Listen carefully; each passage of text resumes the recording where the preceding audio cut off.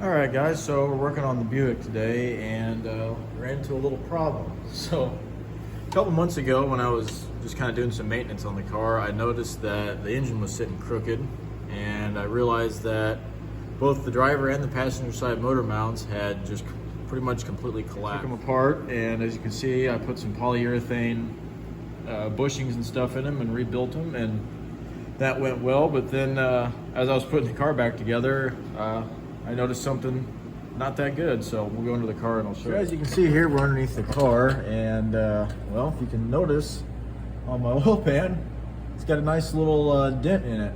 So what happened was I was just jacking the engine up by the oil pan so I could get the motor mounts in, like you always do, and my block of wood that I've used forever finally collapsed, and when it did, it put a nice dent in my oil pan. Well, I'm worried that it might have smashed it up into the pickup, and the pickup might be laying flat against the bottom of the pan. So what I'm going to try to do is find a way to pull this dent out of this oil pan without taking the oil pan out of the car. I've seen some guys, like weld stuff to it and, make all kinds of stuff, but I'm going to try to find a way to pop this dent out of this oil pan without welding or doing anything crazy on this. So we'll go over to the bench and I'll show you what my plan is. All right, so what my plan is, we're going to take this little paint stripping wheel and put it on a drill, strip all the paint off the bottom of the oil pan, and I'm going to try to make kind of like a dent puller, like you'd use to pull a dent out of like a body panel. So what I'm going to do is weld a nut or weld a bolt to these washers and kind of make it where I can clamp this little puller hook in here and get a hook on there. And then I was going to weld the washers to the oil pan, but I think I'm going to try to JB weld them just so that way I don't have to try to weld to the bottom of an oil pan and make a leak and burn a hole in. We're going to make pretty much a threaded on plate that'll glue onto the bottom of the oil pan that we can throw this puller attachment on and try to pull the dent out of the pan, and hopefully it works. Set up in the vise, I had to use this little one just so the bolt won't fall through it, but we're going to tack that washer onto there, and then we'll weld that bolt onto there, and then we'll kind of shape this washer to make it fit the oil pan, and we'll get it glued on there. So I'm going to start welding. All right, so while that little plate's cooling off, I'm going to use this paint stripping wheel on my drill and try to get some of the paint off this area so we can get a good bond with our epoxy.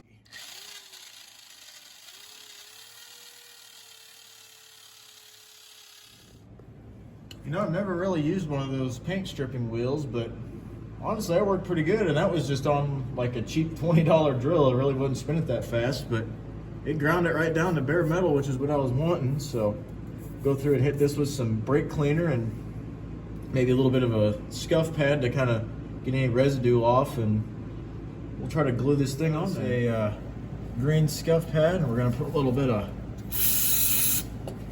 brake cleaner on there and try to get any residue or anything off the bottom of this pan.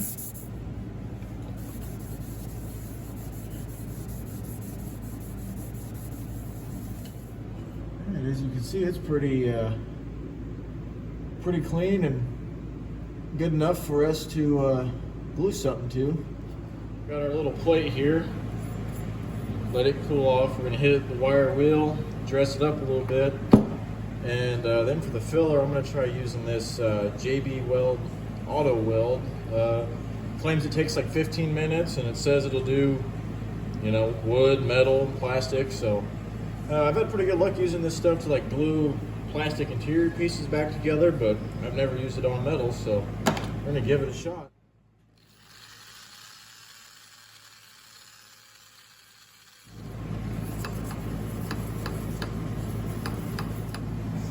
Alright, it's time to mix us some JB Weld. Got us, your random piece of cardboard and your random screwdriver to mix it with, so I'll try to get a fairly equal amount out here.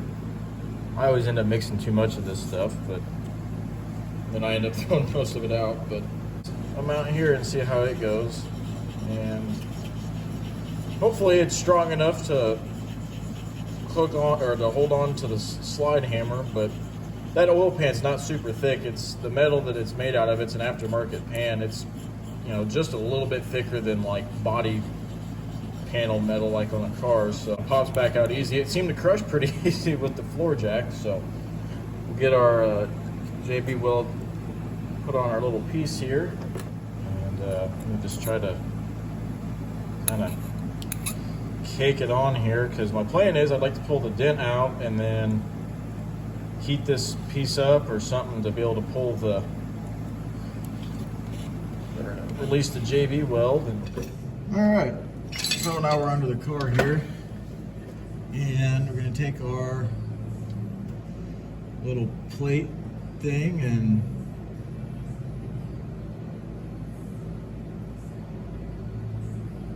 try to glue it onto the pan. I'm going to try to use this. All right, so this is take 2 of trying to JB weld the piece on. The first time I didn't get enough JB weld on it, and it pretty much just fell off. So we're gonna just use every bit of JB weld that I have left. And if this doesn't work, then I'll have to get more creative with it. Hopefully it's enough to really glue it on there. And we'll try to pop this dent out. All right, so I tried recording me putting it on there and it just wasn't working, but you see I got it stuck up on there. I'm using my jack here to try to hold it up to the pan, and I guess I put too much on there because it's running everywhere, but you see it's pretty good amount on there, so we're gonna let that sit for 20 minutes or so, and we'll get the slide hammer out and see if we can't pop that dent out of the pan. All right, so I decided to let this epoxy dry overnight because it was kind of chilly out, so don't mind my welds, they look terrible, but kind of what I did is I had that little bolt I welded on, and then we got this adapter that threads into my slide hammer, and I just kind of put a nut and a washer against it, so then all I got to do is thread in this thing, and we'll see if we can't pull this dent out of this pan. Put our adapter in here. And see what happens.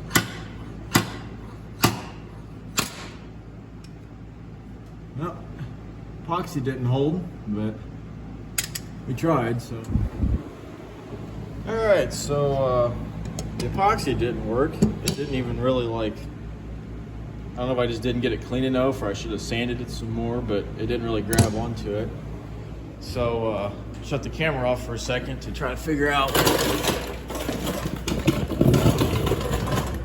something else. So what I noticed is I kind of went under here, and the way when it pushed the pan in, it kind of flared it out to the side. So I kind of went and just took a hammer and just been kind of walking around and tapping it.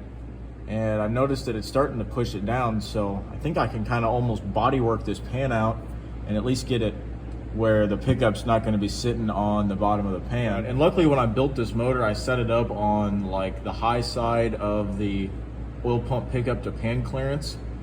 And I usually do that just in case something like this happens, like you hit something and it smashes the oil pan in, and that way it doesn't hit the pickup. So I'm gonna just keep going around this and see if we can't get this to come out pretty good, and then we'll start the car and see how it goes.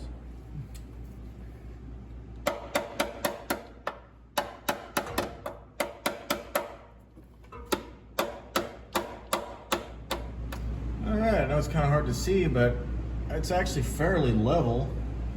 So I think if I remember, the pickup's over here on this side, and this side's pretty much flat. So I think I got most of the dent out, and hopefully this fixes it so I don't have to take the motor out, because on this car you can't get the oil pan out without taking the motor out. So hopefully that fixes it.